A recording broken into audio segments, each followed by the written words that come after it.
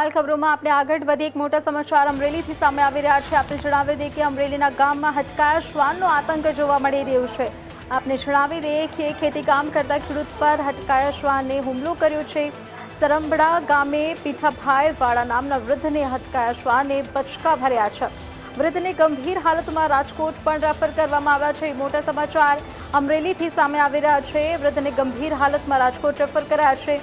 હાથમાં ગંભીર ઈજા પહોંચતા સારવાર ચાલુ છે। હટકાયા શ્વાનના હુમલાથી ગામમાં ભયનો માહોલ પણ ફેલાઈ ગયો છે। તો મોટા સમાચાર અમરેલીથી સામે આવ્યા છે, જ્યાં અમરેલીના સરબડા ગામે હટકાયા શ્વાનનો આતંક જોવા મળ્યો છે। શ્વાને એક ખેડૂત પર હુમલો કર્યો છે અને ખેડૂત વૃદ્ધને હટકાયા શ્વાને બચકા ભર્યા છે। અમરેલીથી ખબર સામે આવે છે, જ્યાં અમરેલીના સરબંટા ગામે હટકાયા શ્વાનનો આતંક જોવા મળ્યો। ખેતી કામ કરતા ખેડૂત પર હટકાયા શ્વાને હુમલો કર્યો છે, જે બાદ સરબંટા ગામે પીઠાભાઈ વાળા નામના વૃદ્ધને હટકાયા શ્વાને બચકા ભર્યા છે।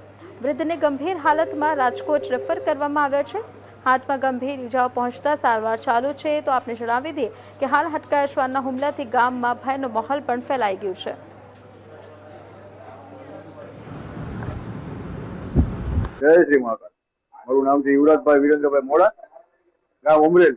આજ રોજ સવારે 10 વાગે સરવડા ગામની સીમમાં અમારા સંબંધી એવા પીઠા બાપુ અમરા બાપુ વાળા જે ખેતી કામ કરી રહ્યા હતા, એમને ખેતી કામ વખતે અડકાયું કૂતરું એક આવ્યું અને ડોગ બાઇટ કરી ગયું। તો એમને એમ હતું કે બાજુવાળા ભરવાનું પાળીતું કૂતરું છે, હાથ ફેરવી આગળ અટકાવવા ગયા, પછી અટકાયું હોવાના કારણે બાઇટ ભરી ગયું છે અને અત્યારે ઓલરેડી થોડી કન્ડિશન તમે જોઈ શકો એ રીતના રિફર કરેલા છે। હાયર સેન્ટર રાજકોટ લઈ જાય કે ભાવનગર લઈ જાય કે નક્કી નથી। આ સુવિધા